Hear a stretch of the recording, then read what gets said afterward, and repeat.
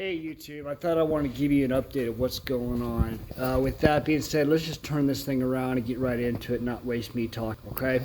Here we go. So the dash is pretty much, the start of the gauge panels is pretty much done. Alright, and here's the fun stuff. So I got a little battery charger down there connected up to the battery leads that go to the chassis. The battery's currently disconnected. So here we go. Let's turn this on. So on. Lights on. Awesome. Accessory on. That powers up the gauges. Alright. So if we had my other accessories hooked up, electric fan is not hooked up, but it can turn it on. Fuel pump 1, I can turn it on. I can sit here and prime it. If I had fuel pump 2, we'll turn that on. If I had my water pump connected, I could turn that on.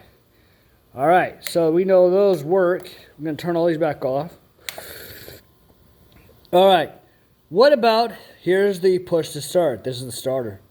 I doubt anything will happen. Just like that's what I thought, because it's only at 10 amps. Now let's go to the fun stuff here. Lights. Okay, you got up for running, down for full lights. On. Oh, let's see what's going on up here. We have lights. Look at this. Look at this. All right, that's my running lights. Now I'm going to have a running light over here on the side. That's going to be this light. Will get mounted right around here. That's going to be my side running light. And then for my turn signal, it'll be one of these right behind it. Let's go and turn on all the lights. Put down, all lights on. Okay. Again, if I had the side marker lights, those would be lighting up. Everything's just crudely twisted together, testing to make sure everything works like it's supposed to, as per the wiring harness. Let's go over here. Let's go look at the battery charger. The battery charger is saying, well, we're definitely pulling a load. But if I turn everything off, that'll go back to 0. Here's another thing I want to show you. This is my high beam, low beam switch. It'll get mounted over there. I'm going to click it with my hand. High beam, low beam, high beam, low beam. You can tell by the lights on the walls, I still got some adjustments, but I mean, come on, that's a, whew, yeah. Let's go over here and look at this. So these two gauges right here have LEDs installed. The others do not. In that one, the RPM one way over there, it has the light bulb removed. And there's my LED lights. They're going to go in there and replace them. Back here, these are not hooked up yet. They're in position. Here's my tail lights. These both run turn, brake, and running light. I'm also going to have a center brake light switch up there. And I'm also got to do something, so I don't think my lights are out here. So let's go back to the front. I'm going to turn off all my lights because I want you to point out a few things. Let's just turn everything off.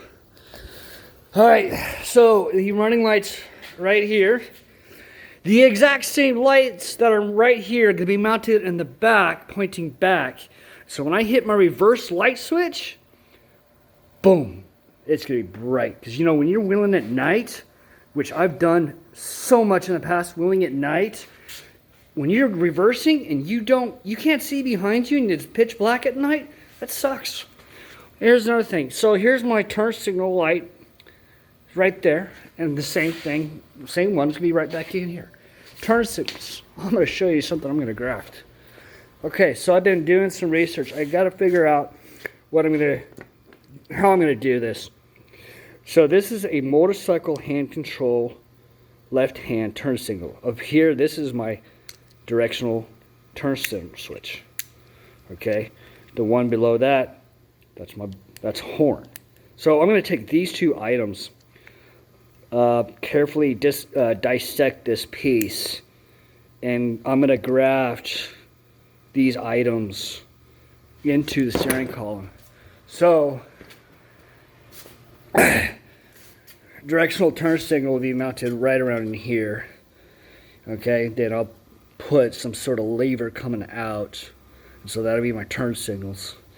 And then the horn, I don't know. Maybe I can put something on the steering wheel, but I got to be careful because the steering wheel, it's not like a regular steering lock to lock, so it's different.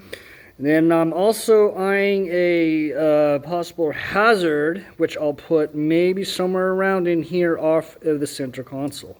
Things I want you to show you, I want to show you. There's my marker for my high beam and low beam and my turn signals. Those are not currently wired up yet. The leads, I got to get that done.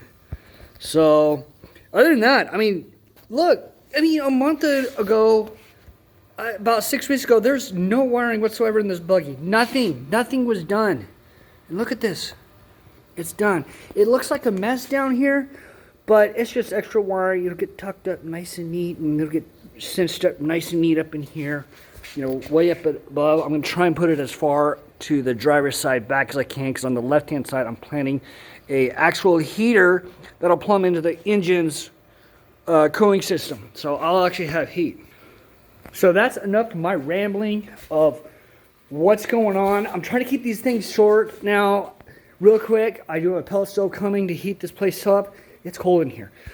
Another thing coming, please bear with me. I do have a GoPro, okay? But the problem is I don't have the computer hardware that can run the software. Look, it's right here, a GoPro Hero 7. I just got to get it going. I got to buy a laptop. That's not cheap. So, I got a lot going on. So with that, I'm just going to leave it there, and I hope everyone enjoys this video. Please like, share, subscribe. Help get this stuff out here. There's going to be some more awesome things coming. I'm telling you, it's going to be awesome. Okay? Take care.